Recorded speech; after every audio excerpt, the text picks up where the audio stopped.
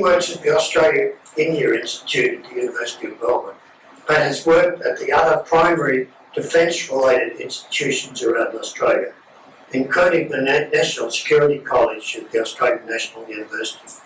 His doctorate examined British Indian Ocean Territory's Cold War history, and looking closely at Anglo-US military, diplomatic and political cooperation. There's a minefield if you've ever heard of one. Also a Bahasa speaker, he had an internship in Indonesia, which makes him one of those rare Australians that's fully conversant with our region and its links. And that's a great asset to us. It's also a pleasure to introduce him as a member of RUSI, and that just shows that we can have some very productive minutes. Indeed, look Sam Bashfield up on the internet and you'll see his list of publications is most impressive indeed. He is certainly a respected speaker in this and many other regions. And without further ado, Sam. Wonderful. All right, thank you so much for that kind introduction. And it's an absolute pleasure to be here this afternoon at RUSI here in Victoria, giving this lunchtime address. And this is the first time I've been here, so I really look forward to attending all of the sessions that will come over the next few months and certainly over the next year. And this, I mean, our relationship was started when I was at the library in Victoria Barracks, looking into seabed issues, into maritime security issues, and then this discussion arose about whether doing one of these lunchtime addresses would be good, and so I'm really happy to be here and to be speaking on a really interesting, I find, project that I've been working on for the last few years. So I think everyone here will have seen these various news headlines. I mean, this is just news headlines over the last week or so, looking at Taiwan detaining ships that have been fouling their cables, looking at what the EU has just announced in the last few days to spend nearly €1 billion on protecting their cables, looking at what Russia's secret plans are or what they may be, and looking at how AI will affect this submarine cable landscape. So I hope what I can do today is give a little bit more context behind some of these headlines that you will be seeing over the last few months, certainly, but also over the coming months and years. So I'll just go here. So when Richard Marles, our Defence Minister, he spoke at the 2023 Indo-Pacific Sea Power Conference and stated that 80% of global trade is seaborne and transits sea lines of communication. He noted, and I quote, that, quote, "The truth is that our sea lines of communication are fundamental to our way of life and to our prosperity." But very importantly, this figure doesn't include the goods that transit through the seabed lines of communication. So these are the cables and the pipelines that transit the sea floor. And of course, the most important commodity which transit these seabed lines of communication is data. So this is the ones and zeros of our digital life. Of course, there's gas, electricity that transits the sea floor, but I'll speak primarily today on submarine telecommunication cables. Now, for those that don't know, around 98% of international data is transmitted by the seabed through submarine cables. And these cables, so I have that map, and I'll have lots of maps through this presentation. So they're capable of ever-increasing speed and capacity, so terabits per second. There's more fibres per cable than ever before, and more landing station and routes than ever before. So they're constantly expanding where these cables are connecting, the number of cables. And when I say these ones and zeros of our digital lives, it's important to specify exactly what we're talking about. So this is internet traffic, this is private communications, this is banking data, stock market data, medical data, scientific data, government communications, any traffic between data centres, anytime you're using ChatGPT to do any work, you're using seabed lines of communication. I want to do a little exercise. So I want to do a little exercise and just talk about how data gets to you. So what I'm going to go on BBC News and go on latest breaking news. And what I want to tell you is how your request gets there. So I'm going to go on BBC now and go on breaking news and see what the top headline is. So Myanmar scam centres, right? So that, what I just did by typing that into my phone, I want to talk about how that message got there and got all the way back essentially, and how that data is transmitted to you. So just then, so hopefully that request that I put into my phone to go on BBC News was encrypted. It's translated into ones and zeros and transmitted optically. It will have gone to a cell tower somewhere outside here in the city. It will have gone terrestrially to Perth across the Nullarbor. It will have gone to a submarine cable landing station in Perth, probably at City Beach, which is where most of the cables depart from Perth. It will have transited, so it can go a variety of ways, but I'll just give you one example of how it would have gone, because that cable through the Indian Ocean is quite new. But most probably it would have gone up through the Sunda Strait, through the Indian Ocean to the Sunda Strait, to the maritime choke point. That request I just did will have arrived in Singapore. It will have headed westward through the Malacca Strait choke point into the Bay of Bengal, past south of Sri Lanka, reach Mumbai most probably. It will then continue on past the south coast of Oman to the Gulf of Aden between Yemen and Somalia. So due to the conflict going on in Yemen, many submarine cables there are out of action, unable to be repaired. That data, that packet of data will then transit the Bab-el-Mandeb choke point, also known as the Gate of Grief, and enter the Red Sea. The ones and zeros will then continue northwestward to the Gulf of Suez and then terrestrially across Egypt. So that's been described as the world's most worst internet choke point and the most vulnerable place for the internet on Earth. The data would have then transited westward through the Mediterranean, past Greece, past Italy, past Libya, past Algeria, through the Strait of Gibraltar. Final run will take it into the Atlantic, past Morocco, Portugal, Spain, France, before landing in Cornwall, go terrestrially to a BBC server, and then come back the exact same route. The next time and this is all happening in a matter of milliseconds, at the speed of light essentially. The next time you read an article on the BBC or send a message to someone anywhere in the world, think about how that's reached you, how that's being transmitted. It's not through the cloud, it's not wirelessly, it's not through satellites, but it's through these seabed lines of communication. And now this presentation will primarily talk about civilian submarine cables, noting that of course there's a large array of military seabed infrastructure, but that's a little bit murky. But in the next 35 minutes or so, I'll talk a little bit about some historical context. I'll go into some of the anatomy of these submarine cable networks, a little bit about the economics of what's going on here, but I'll spend the bulk of the talk going into the geopoliticization of these cable networks, what's going on in Europe, how this is affecting us here in the Indo-Pacific, and a little bit about the US-China tech competition and how that's affecting connectivity in the region. And then we'll have plenty of time for discussion and Q&A and comments, so I really welcome that. So I'll try to keep on time so we've got a nice mixture of some information and a nice discussion. So in terms of a little bit of historical context, cables began to be laid in the mid-1800s, starting with cables between the UK and France, but then the first transatlantic cable was soon built. We have here a map. This is what Britain dubbed its all red line. So essentially, submarine this is telegraph era, of course. This was established in, I think, 1902. And essentially, Britain at the time was keen to not have its submarine cables landing on any non-empire, non-Commonwealth territory. So it dubbed this line as all red line that essentially connected through all of its possessions around the world, noting the importance that connecting hostile countries would place on it. So I have a picture here. So this is on Cocos Island actually. So this was during World War I when the Emden was raiding around the Indian Ocean, and landed on Cocos with this express purpose. You'll see Cocos, of course, on the map here as one of the stations. Very important station during the late 1800s and 1900s, and it was actually disconnected and only reconnected in the last couple of years to new submarine cable networks. But this is an image of the cable that was destroyed by the SMS Emden during World War I. It's actually a fascinating story in that this was Australia's, I mean, I don't have to explain this to people here, but Australia's first naval engagement. And it's an interesting story in that the cable station folks on the island, they knew that the SMS sender was coming, so they buried a lot of the various cable equipment that they would need to do any repairs. When the engine came and the Germans came on shore, they were actually quite collegial, quite friendly.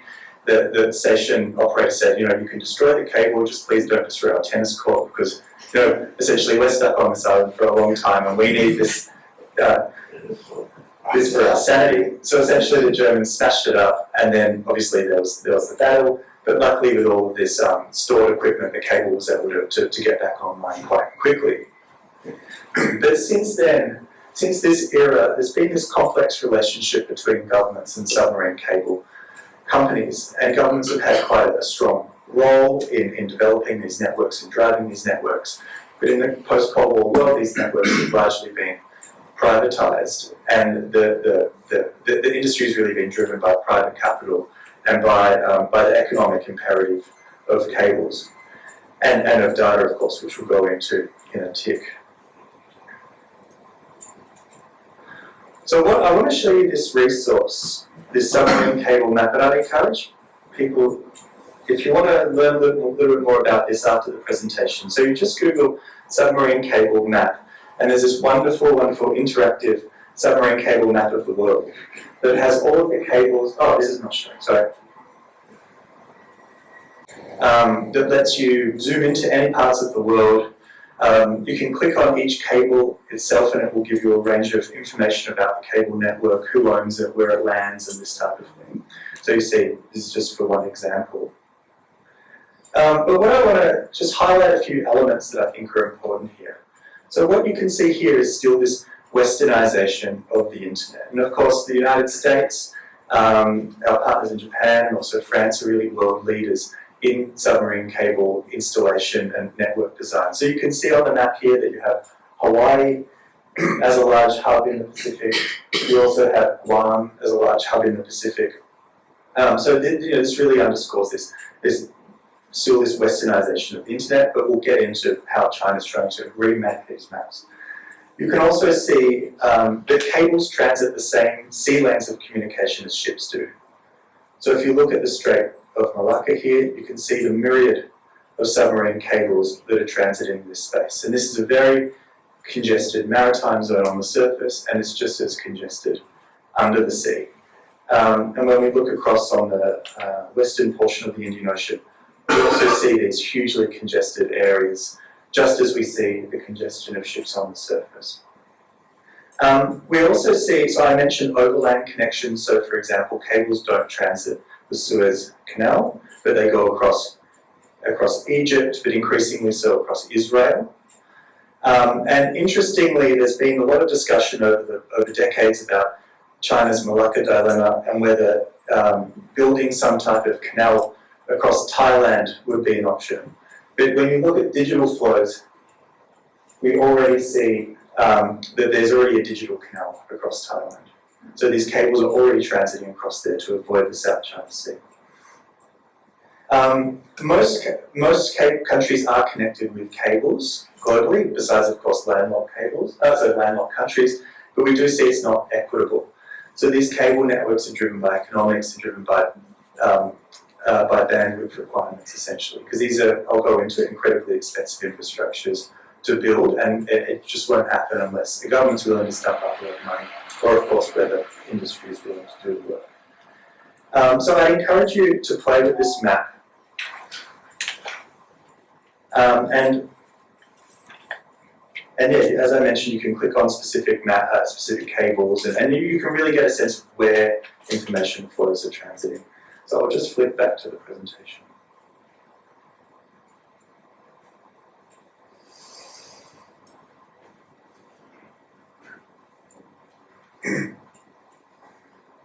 Wonderful. So before I get into just a little bit of the cable economics, so when we think of a cable, it's best not just to think about the cable itself, but we should think about it as a network. But when we do think about the cable specifically, we see that the optical fibers are in the center, and there is a lot of protective layers essentially, despite the fact that cables aren't armed when they're in deep water. It's also important to note these cables are electrified, so they have repeater stations every 80 to 100 kilometres to repeat the signal, and these are electrified. So you have the light, the laser going through, but you also have electricity to power these repeater stations. But of course, if you look at it as a network rather than a cable, the cable landing stations are an integral component, as well as all the terminal equipment and all the network management that goes on behind the scenes, not necessarily even at landing stations these days. Often where cables are controlled and where they run don't necessarily have to be the same place. But when we look at the cost of cables, I mean, this is just absolutely incredible amount of money that's being put under the sea. So the cost of submarine cables is massive, and these costs are increasing over the years. So we see this is the amount of money that's being put into submarine cables. So we see up nearly $4 billion in 2024, 2025, and it seems to drop off a tiny bit in the coming years. But these are hugely, hugely expensive networks to construct. It's also important to note that worldwide internet bandwidth growth is still expected to climb steadily. So we see with AI, with data centres being scattered across the world essentially, that we still need to send a large amount of data across the globe. And global demand, of course, is growing as well. So you can see how some expect this global internet data traffic to grow, which just highlights the importance of these submarine cable connections. And look, when it comes to Australia, proportionate to global averages, significant sums are spent on submarine cables that do connect Australia. So of the 28 billion Australian dollars invested in new cable networks between 2024 and 2023, 3.4 billion was spent in Australia, which is 12% of global averages, which is a very high number for a relatively small amount of people. Of the 15 billion set to be spent on under construction high credibility projects, around 1.6 billion will be spent on Australian cables, which is 10% of global total. So what I'll do is I'll just talk a little bit about some of these new cable networks that are worth mentioning. So the first one is the SeaMe 6, which stands for Southeast Asia, Middle East and Western Europe 6. And this is a new cable that's being finalised at the moment, so you can see ready for service in 2015.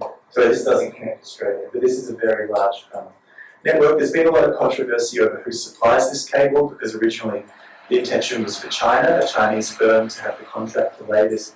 But due to pressure put by the United States on all of these various owners and all the various governments, it was swapped to Subcom, which is the United States' largest supplier of cables. So I'll talk a bit more about some of the geopolitics, but you can see these large global networks.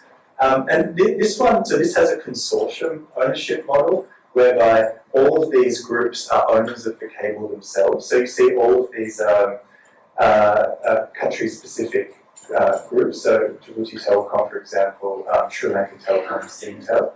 That's shifting at the moment. And I'll explain that in a moment.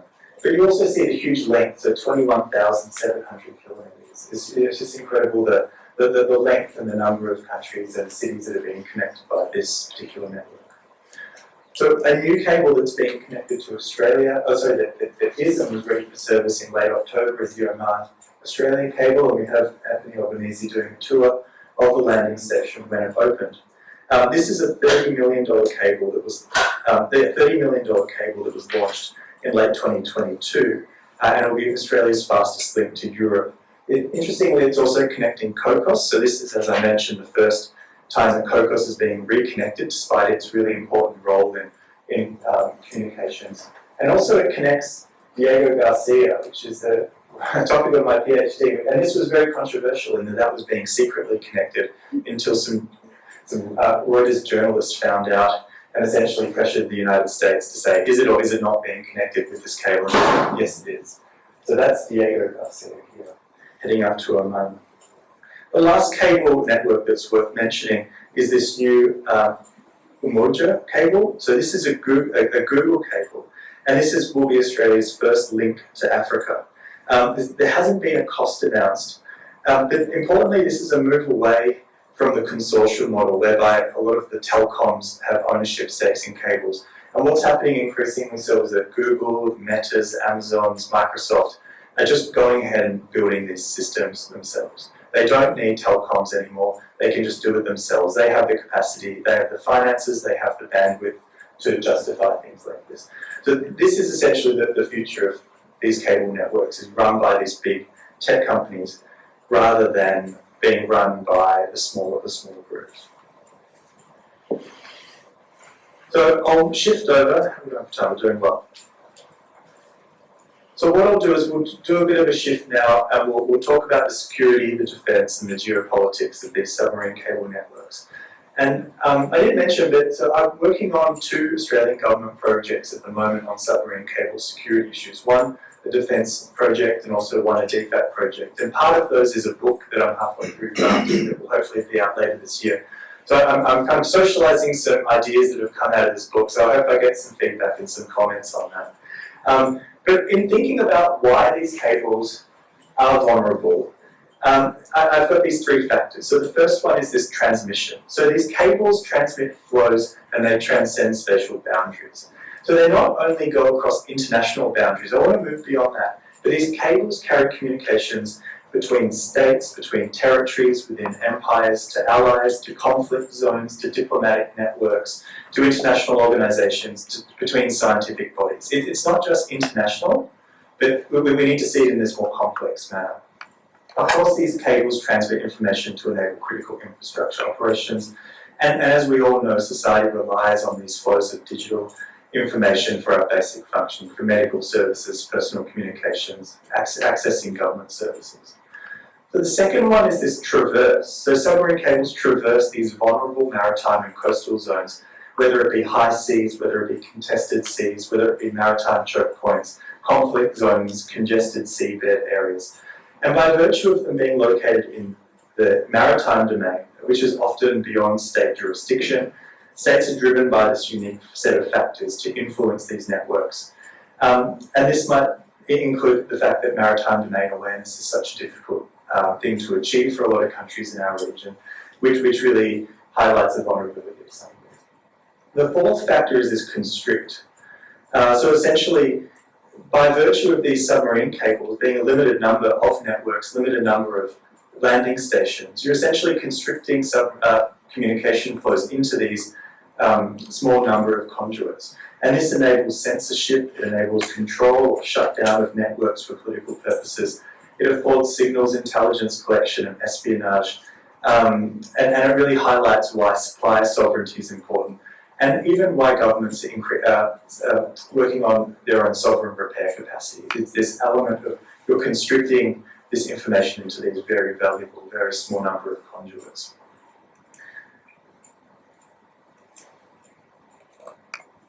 But when we look at some of the threats to cables themselves, so there's a few that are worth mentioning here. So the first is this natural, commercial and recreational hazards. And I want to highlight this, that even though we'll talk a little bit about conflicts and about how that can play out, of the 150 to 200 cable faults that occur each year, and there's about 600 cable networks in existence, so essentially a third of them are faulting every year. Natural, commercial, recreational, so for example, boating hazards are the principal cause. According to the International Cable Protection Committee, fishing and anchoring accounts for about 70% of damage to cables, and damage can also be caused by earthquakes, by landslides, by volcanic activity and extreme weather. And the persistence of these threats means that prompt access to submarine cable repair capacities in the private sector is really critical.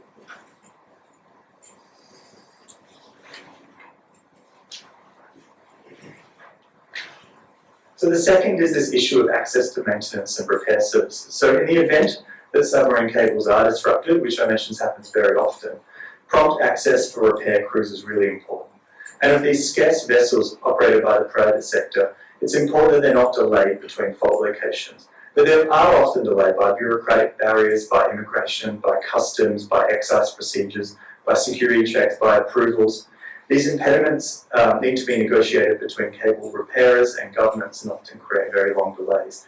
And I was just in India late last year talking to its submarine cable industry, and they were just talking about even if a cable ship is ready to effect a repair, it still takes about 5 weeks of approvals from every government agency you can almost think of before that repair can happen. So you have the availability of ships, but then you also have these barriers.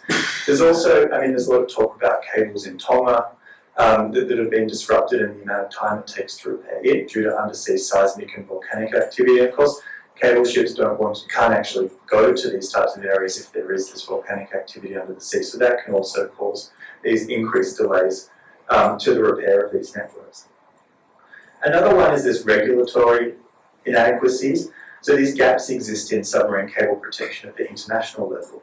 So even though we have UNCLOS as the primary but not only legal regime for submarine cable protection, many states don't fulfil their obligations under UNCLOS, including by criminalising conduct that has the potential to damage cables. And these legal frameworks are inadequate to regulate complex ownership structures of infrastructure, which doesn't really fall under the jurisdiction of any one country when you have so many countries that are owners of these networks. And of course, there's increased problems when you have cables transiting congested or contested maritime zones. So I have China here, but I'll talk about that in a moment. But important to note that it's not sharks. So there has been some news about sharks attacking cables. And certainly in Vietnam, whenever their cables go down, the kind of people think, oh, it must be the sharks that are biting these cables. But it's not. It's just these more mundane issues primarily.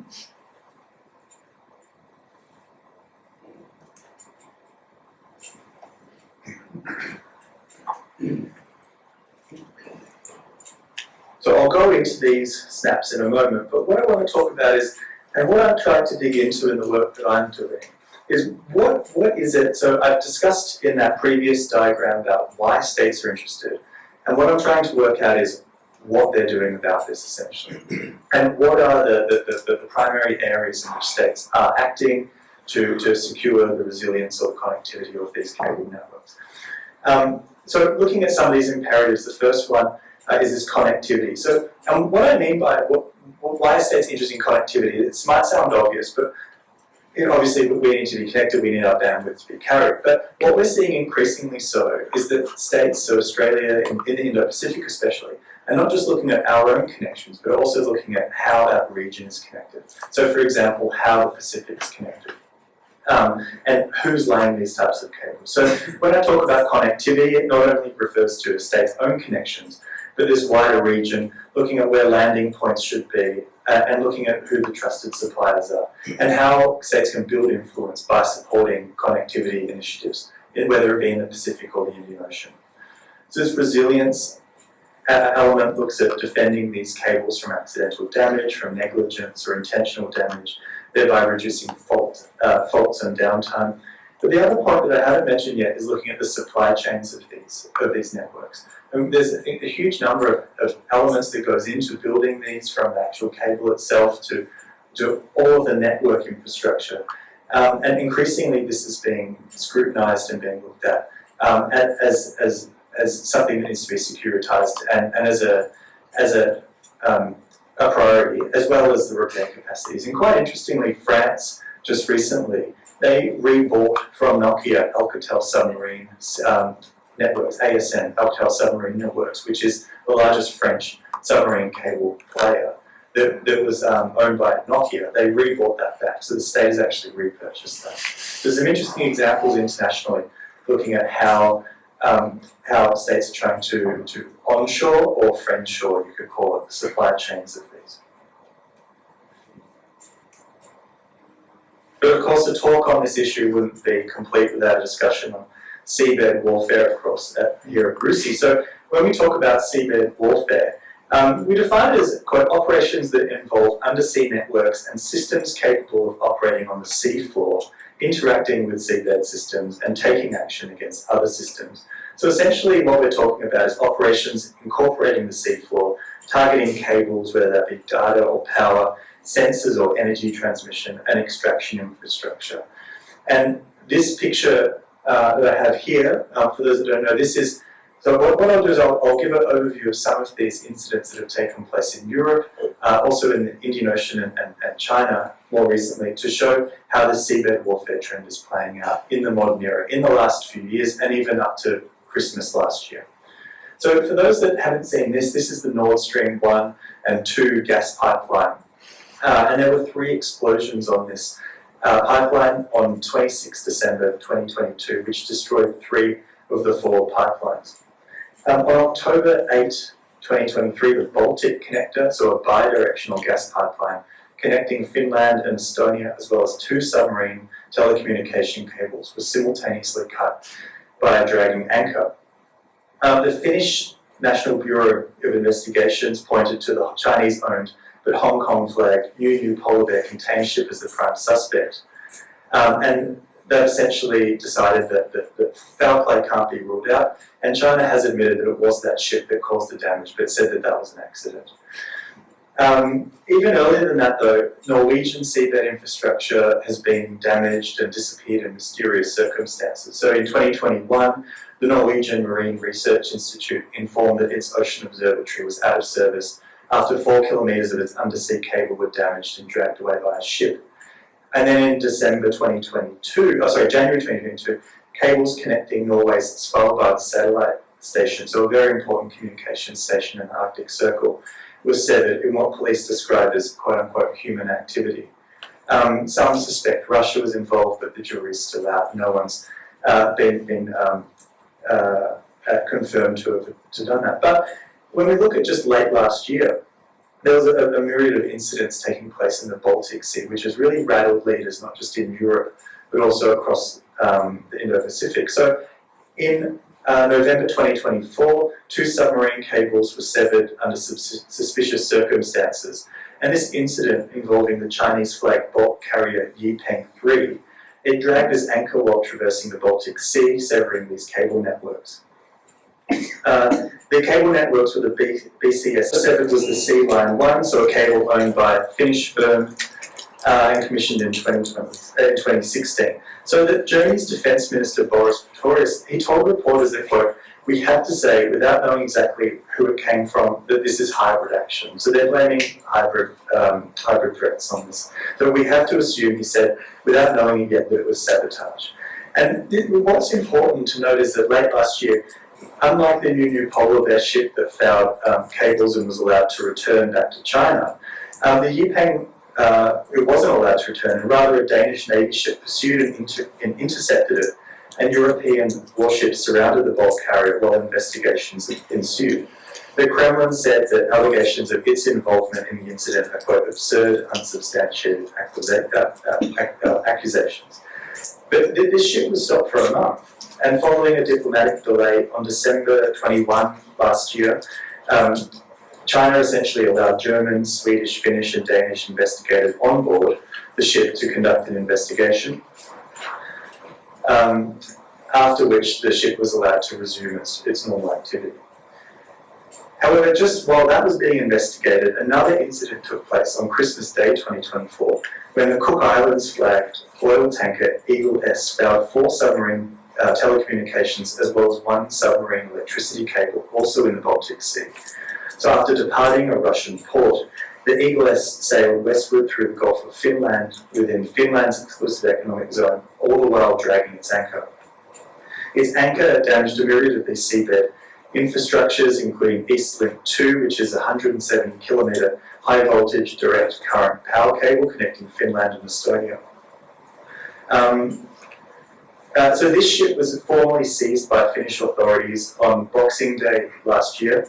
In a spectacular tactical operation, the Finnish police and border guards commandeered the vessel, took charge of the bridge, holding it in Finnish territorial waters, and a Finnish court on 3 January rejected a request by its owners in the UAE to release the ship. According to Estonian reporting, if the submarine cable, if it didn't interrupt this ship, within half an hour it would have fouled the Baltic Connector gas pipeline that had recently been repaired, and also other submarine cables. So essentially, European powers are far more active in terms of monitoring what's going on and controlling it.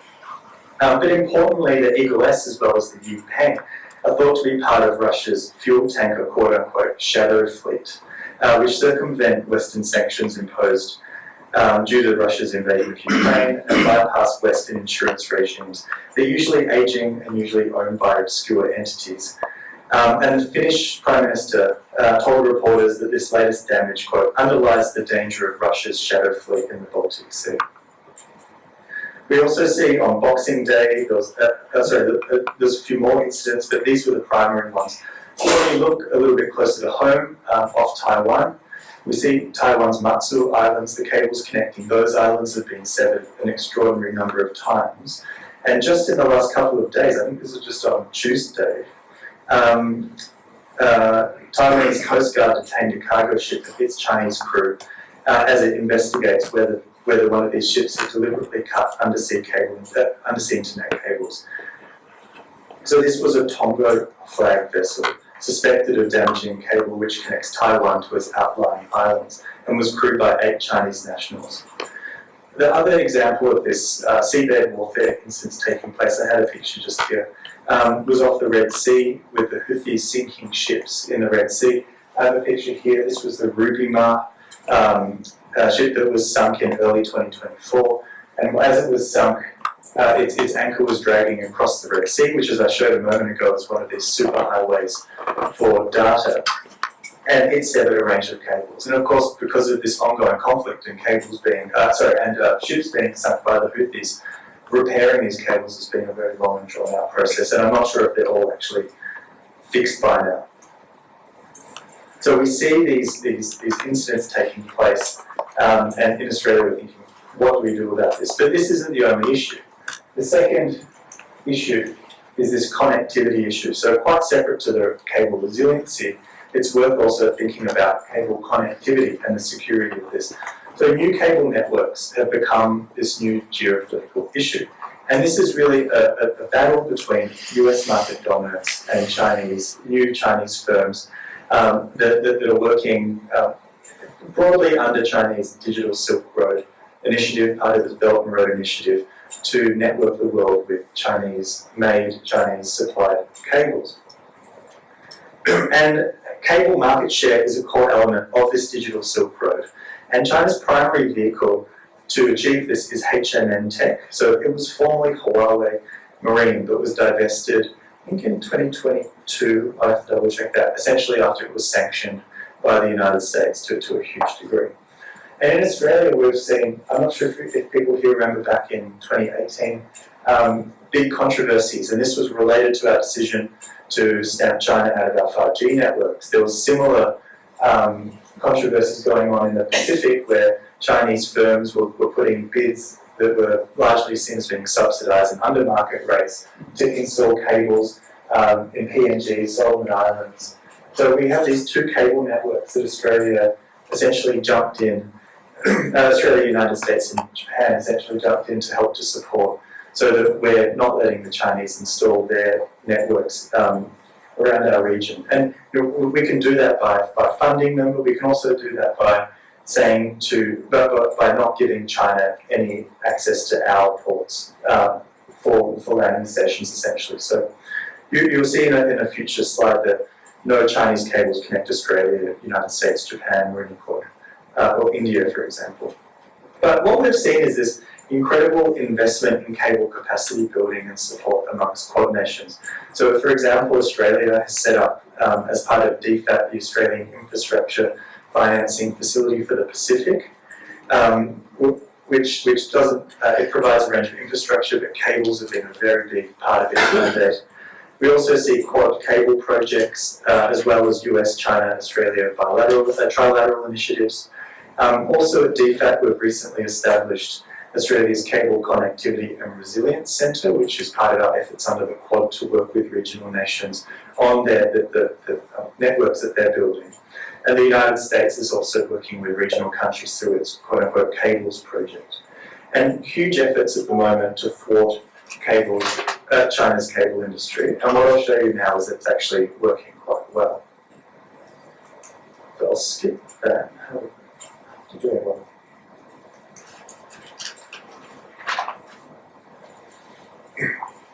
So what are some of the impacts of this? So the first one is this: will this competition between the United States and China bifurcate the internet, essentially? Will there be a Western internet and will there be a Chinese internet? And it's important to take a look at some of the trends. So I've got some slides here. And what it shows is that when it comes to trans-Pacific cables that are not connected to China, none of these are using Chinese suppliers supplies technology. So, because basically the United States won't allow any Chinese cables to be connected to it. When we look at new trans-Pacific routes, these primarily are bypassing the South China Sea. So this is what, so we have South China Sea in here, also in here. And we see these cable networks that are going to extraordinary long length to avoid the South China Sea, where China's imposing all types of barriers to non-Chinese built cable networks. And when it comes to who's connecting China, we see it's mostly HMN Tech. This is this Chinese, big, large Chinese player that's connecting to China and also that's connecting to Southeast Asian countries. In terms of China's market share, so network operators, there's large pressure going on behind the scenes for network operators to not use any Chinese-built tech. And of course, as this shows, there's plenty of alternatives in terms of existing infrastructure. So this is a map of all the cable networks in existence, but also those that are highly probable and that will be built at the moment. And you can see that the market share, they have about 40 networks out of over 600 networks. And this second slide shows that.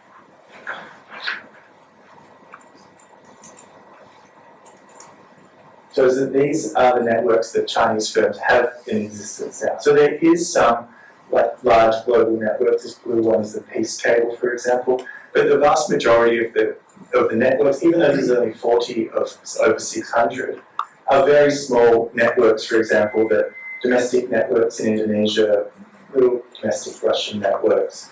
For example, this Spanish ones up there. But they're essentially very, very small networks. And China isn't increasing its market share. So we see this type of pressure that Western countries are putting on are working quite well. And so many of these cable builders aren't using Chinese equipment, and many operators aren't acquiring capacity, whether that be fibers or wavelengths, on these Chinese cables. So we already see that any Chinese cable, certain customers are just avoiding those cable networks completely due to these data integrity fears. There's no new Chinese investment planned in trans-Pacific cables, and many new routes are still avoiding the South China Sea. So what I'll do, I can talk about that if there's interest, but what I'll do is I'll talk about some of the policy responses that Australia has been implementing. I think I only have about 5 minutes left. So, significant. There's a very big significant gap in terms of what Australia is doing on cables, especially in the military space when it comes to strategy and when it comes to doctrine. So, for example, our civil maritime security strategy is silent on seabed critical infrastructure and its protection. Absolutely, it doesn't even talk about it.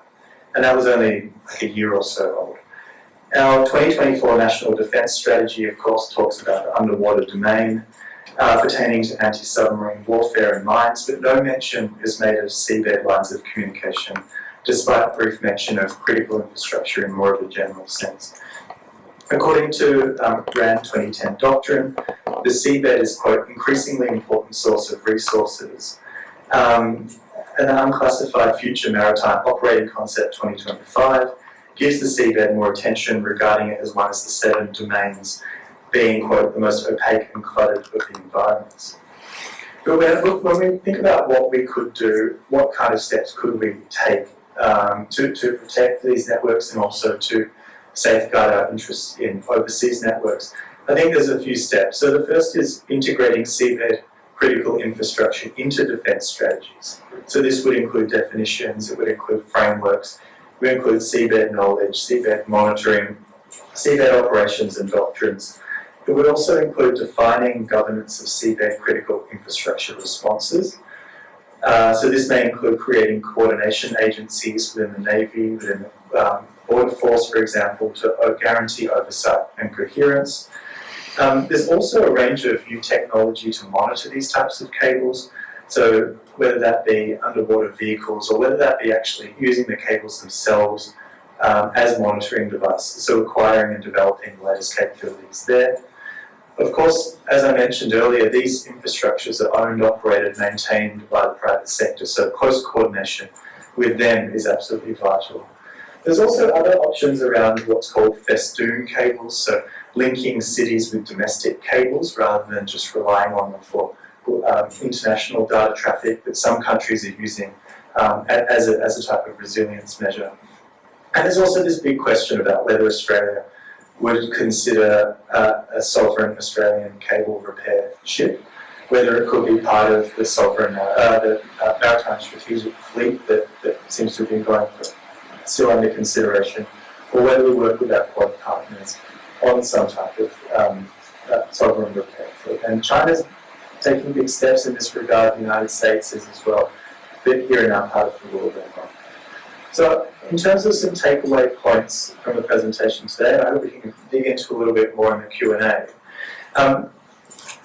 Cable security considerations in the Indo-Pacific certainly aren't new, but have re-intensified due to Russia's conflict with Ukraine and how that's playing out on the seabed, and also in terms of this Sino-US tech competition that's playing out in the undersea domain.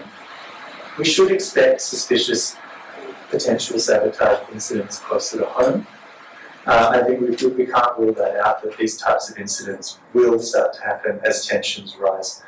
And we do have various options available to mitigate these, but of course these cables are in the high seas. There's no one solution that will fix these issues. There's also no agency that's primarily responsible. So the Navy has a somewhat convoluted role. The Border Force aren't really too sure what to do about it. You have the AMC, Australian Media Communications Authority, that manages some of the protection zones that has a role. But there isn't this overarching policy coordinator on this. But no, I mean, I hope this is really helpful, and I hope that over the next few months I'll continue to dig into this, continue to gel all these thoughts a little bit more than they are today, a little bit scattered. But I really welcome any questions, and if anyone wants to know about the submarine cable protection legislation, I can talk to that.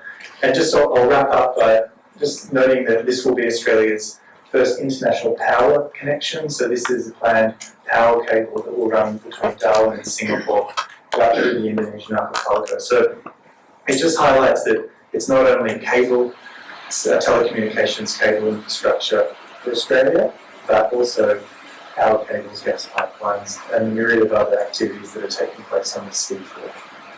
So I'll leave it there, and I'll welcome the discussion.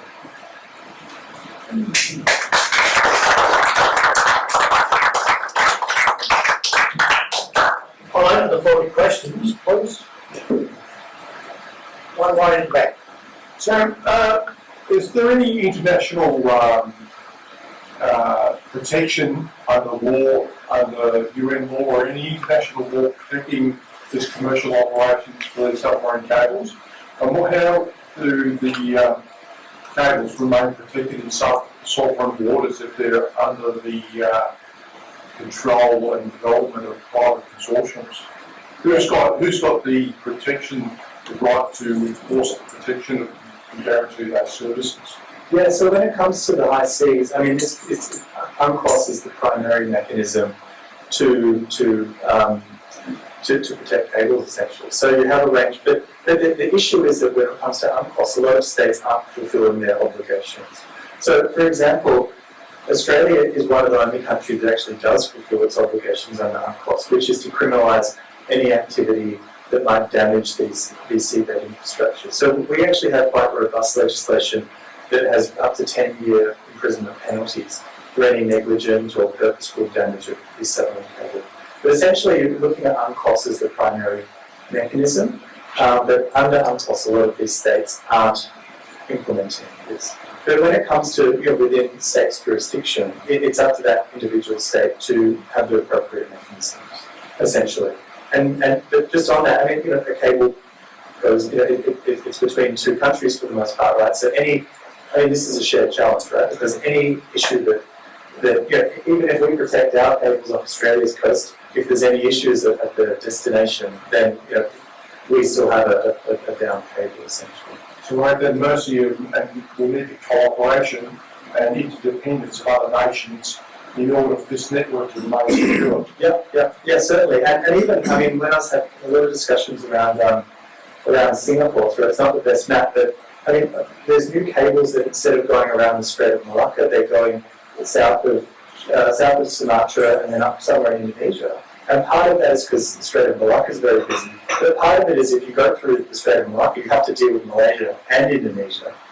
And then you just have this added burden of dealing with more countries. So there's interesting routing options that are being taken so that you avoid certain states, not because they're hostile or not because there's any particular big issue, but just you want to avoid dealing with more and more countries. And certainly, I mean, as countries are getting concerned about this, there's more and more legislation that's being implemented. And if you talk to industry, they'll tell you that the more regulation, the more barriers that are in place, the slower any repairs are taking.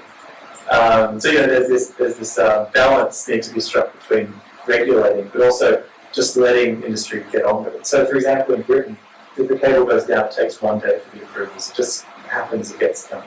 But a lot of countries are complicating the process.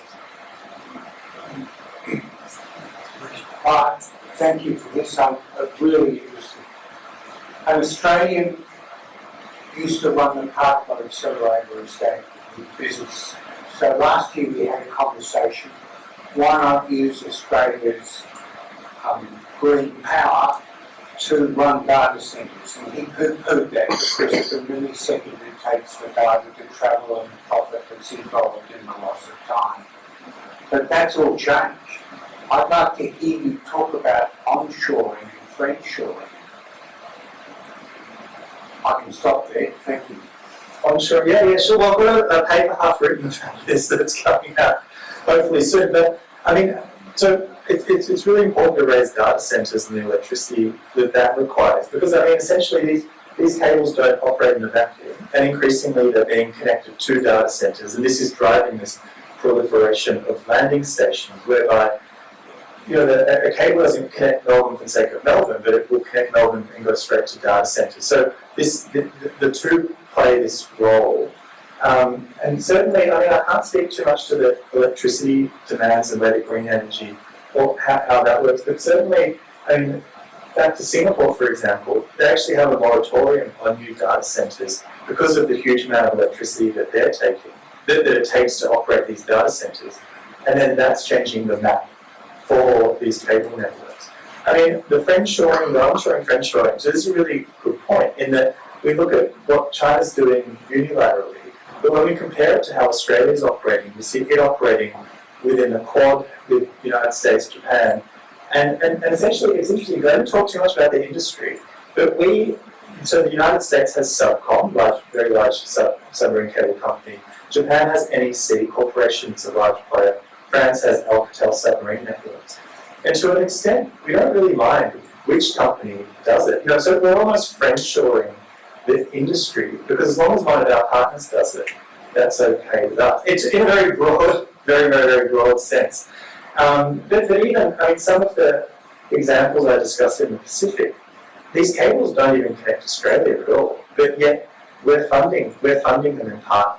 DFAT is a part owner in cables that don't even connect Australia, and that are part owned by the United States, Japan, these local telcos. So I would categorise that as friendshoring the seabed, essentially, whereby as long as we do it in partnership with our like-minded friends, that's good enough for us.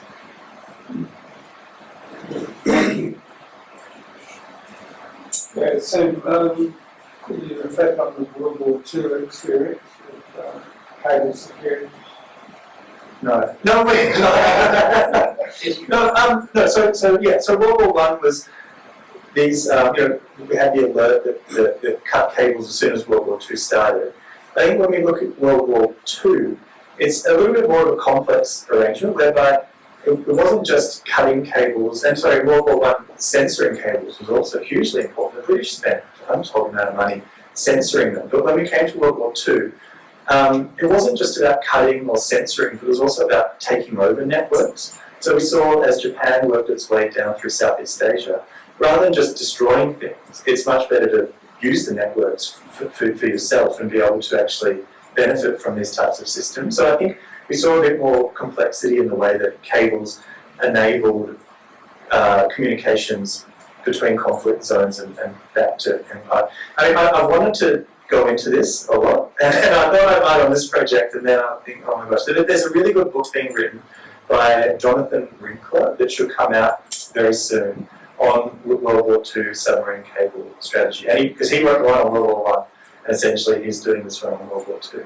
But I mean, and this was global too. So this was, Japan and Southeast Asia, but also throughout Europe, these cable networks being taken over and being utilised. But because that was telegraph cables, which were much easier to take over and to operate. But now with optical fibre, I don't know if it would be quite that simple to take it over in the same way that you take over.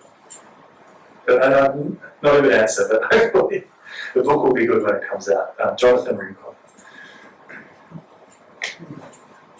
Can you talk a bit more about the leverage that the sort of Western states have to prevent Fiji and Solomon accepting the Chinese fibre optic cable connection? And what's the actual risk that they're primarily trying to prevent that, say, can't be achieved by cable tapping or something that doesn't require total control of the cable network? Alright, so the leverage, so a couple of things. So the leverage, how Australia can insert or has inserted itself essentially is by a couple of things. So it's making better offers. So essentially undercutting the cost of what the Chinese networks were going to be. It's actually being a part owner in these cable networks. And I guess, that these Western companies do have a larger track record. Whether the technology is better, I'm not one to say, but they have a larger track record, you could say. But also what they can say as well, this coral sea cable won't connect Sydney if it's made by a Chinese firm. But they can discuss how the murky world of, if you do go with this option, all of these different suppliers, they won't use that cable network most probably, or there'll be these adverse And is the deal commercial things. Yeah, is the deal offered by China generally that you have to take ours or we can't offer it at all? They won't take. And a lot of these play within like World Bank and Asian Development Bank systems as well. So China's putting in a bid. Yeah. But then the Western company saying, well, this bid is 20% under what is actually viable to do the project. So, and then you see like in terms of these projects, like Australia sending very senior intelligence officials to go and discuss. Look, this is the risks. And in terms of the second part of the question, I don't know if I answered the first part well, but the second part, the risks are essentially data integrity and tapping. So this essentially happens at the landing stations. It's not like the cables are tapped under the sea. And there are some examples of that happening. But if country X, their industry is managing it, you're much better off just going to the landing station. And the Snowden revelations showed that that's how the United States, us, have operated for a long, long time. Yeah. So essentially that's the kind of the example, because the murky world of signals intelligence. But the Snowden revelations, a big part of that was how firefighters are using were using submarine cables as listening devices. It's called upstream collection. There's a good Wikipedia page if you're interested. So in a sense, it's a difficult one because it's like, well, who would you prefer? Well, Right? Yeah. So there's different ways of leverage, or even just making better offers. I have one of perhaps end up by asking you, would there be any benefit in a Chinese frigate dragging an anchor in our exclusive economic zone?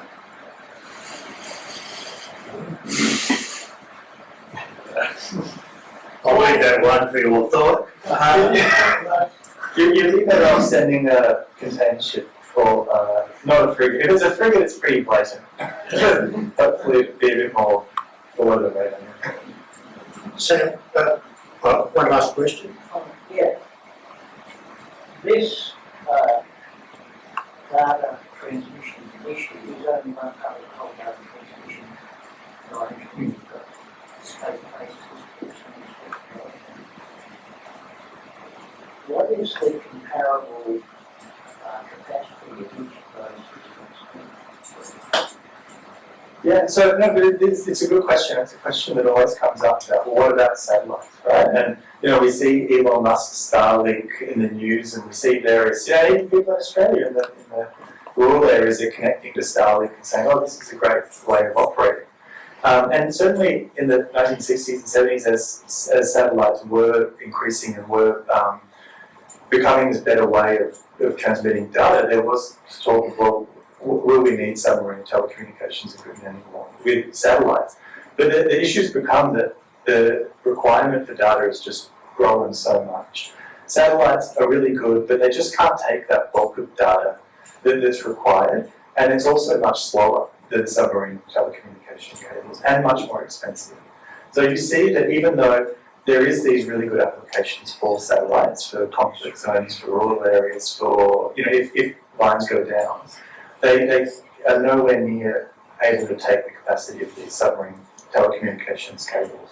And certainly, I mentioned the amount that's being spent on this. So industry certainly doesn't think that satellites will come anywhere near in the near future. And even with low Earth orbit being more clouded, do we want to rely more heavily on these satellites for telecommunications? Is it not a question as well? Sam, thank you. It's hard to sum up a conversation of that depth and importance, pardon the pun.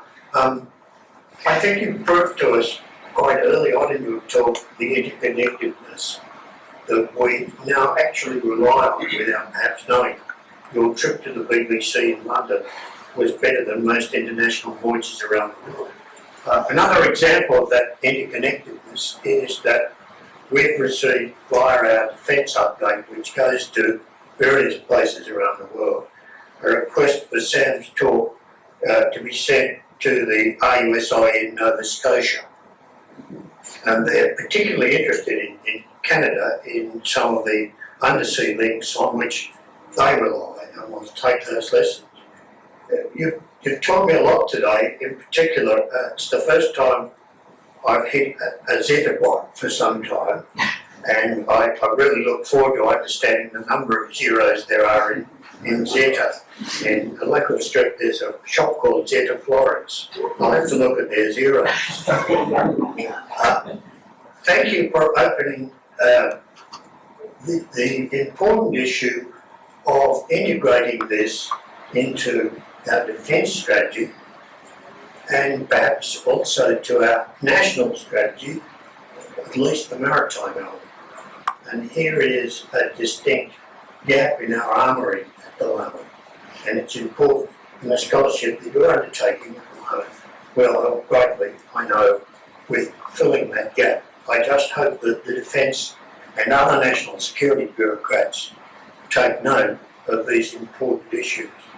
We rely on so much interconnectedness, and it increases day after day.